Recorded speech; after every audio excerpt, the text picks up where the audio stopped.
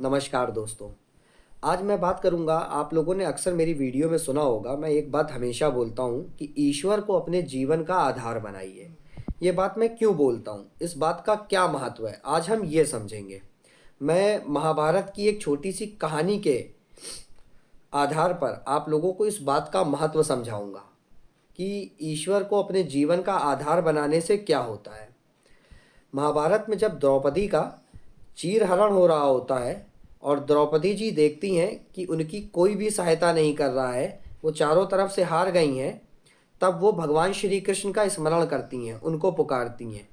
और जब भगवान श्री कृष्ण वहाँ प्रकट होते हैं तो वो भगवान श्री कृष्ण से बड़े क्रोध में बोलती हैं कि आप मेरे सखा हो, आप मेरे भाई हो, आप भगवान हो, आपके होते हुए मेरे पांचों पति इस खेल में हार गए, मेरी मेरी ये हालत हो गई।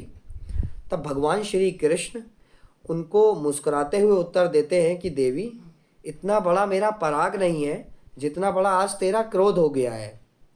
क्या जब दुर्योधन ने यह बोला कि मेरी तरफ से पासा मेरा मामा शकुनी फेंकेगा, तो तुम्हारे पांचों पतियों में से कोई ये बात नहीं बोल सकता था कि अगर तुम्हारी तरफ से पासा तुम्हारा मामा शकुनी फेंकेगा तो मेरी तरफ से मेरा पासा कहना फेंकेगा।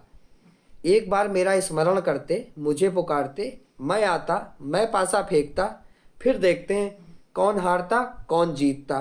लेकिन इनमें से किसी ने भी मुझे याद नहीं किया, इनमें से किसी ने भी इस खेल के प्रारंभ होने से पहले मेरा स्मरण नहीं किया। तो बताओ देवी, मैं कैसे आता। और फिर जब भगवान श्री कृष्ण आते हैं, जब द्रौपदी जी उनको पुकार लेती हैं, जब वो उनकी मदद के लिए आते हैं, तो वो ऐसा चमत्कार कर देते हैं कि दुर्योधन जो है द्रौपदी जी की साड़ी खींचता रहता है, लेकिन उनकी साड़ी ख़त्म ही नहीं होती है और वो खींचते खींचते बेहोश होकर के गिर जाता है। तो इस कहानी का अर्थ ये है, इस कहानी को समझाने का तात्पर्य यह है कि जब आप ईश्वर को अपने जीवन का आधार बना लेते हैं तो उससे होता क्या है। जब आप अपने जीवन की नैया ईश्वर को समर्पित कर देते हैं तो ईश्वर आपके जीवन का भार स्वतः उठा लेते हैं। फिर क्या होता है, फिर आप किसी कार्य को जब करने की कोशिश करते हैं तो वो कार्य नहीं होता है। लेकिन जब आप उसी कार्य को ईश्वर को समर्पित कर देते हैं कि प्रभु आपन तेज सवारो आप है, आप ही जानो कैसे होगा, हमें नहीं पता, तो भगवान स्वयं आपके कार्य का जो है भार उठा लेते हैं और वो कार्य आपका सुचारू रूप से संचालित होने लगता है, एक चमत्कार सा हो जाता है। क्यों? क्योंकि उस कार्य के पीछे ब्रह्मांड की, यूनिवर्स की सबसे बड़ी शक्ति कार्य कर रही होती है, भगवान कार्य कर रहे होते हैं, तो वो कार्य पूर्ण हो जाता है। इसलिए हमेशा अपने जीवन को भगवान को समर्पित करें, अपने जीवन का आधार भगवान को, ईश्वर को बनाएं और उसके बाद देखें आपके जीवन में क्या सकारात्मक बदलाव आते हैं, आपके सारे कार्य कैसे बनने लगते हैं और आपका जीवन कितना सुखमय हो जाता है।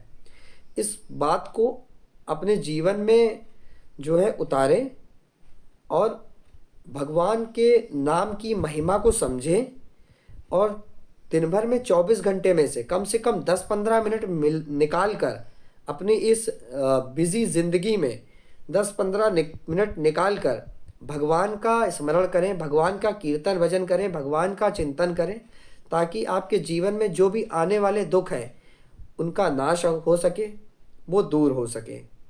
मैं आशा करता हूँ कि आप मेरी बात को समझे होंगे और अपने जीवन में आप इस चीज़ को जो है सुचारू रूप से अपनाएंगे और अपने जीवन को आगे बढ़ाएंगे।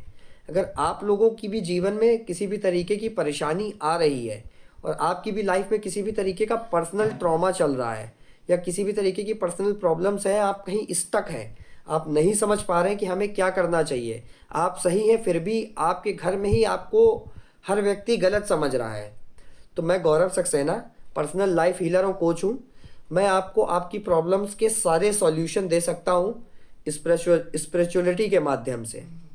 नीचे मैंने डिस्क्रिप्शन लिंक में अपनी मेल आईडी दे रखी है, आप उस मेल पर मेल करके अपनी प्रॉब्लम्स को शेयर कर सकते हैं, मुझसे कांटेक्ट कर सकते हैं। मैं लाइफ हीलिंग प्रोसेस के थ्रू आपकी सभी प्रॉब्लम्स का सॉल्यूशन आपको दे दूंगा और आप देखेंगे कि आपके जीवन में कैसे चमत्कार हो गया है। तो आशा करता हूँ कि आप भगवान का भजन कीर्तन करेंगे और अपने जीवन में निरंतर आगे बढ़ेंगे। जय जय श्री राधे।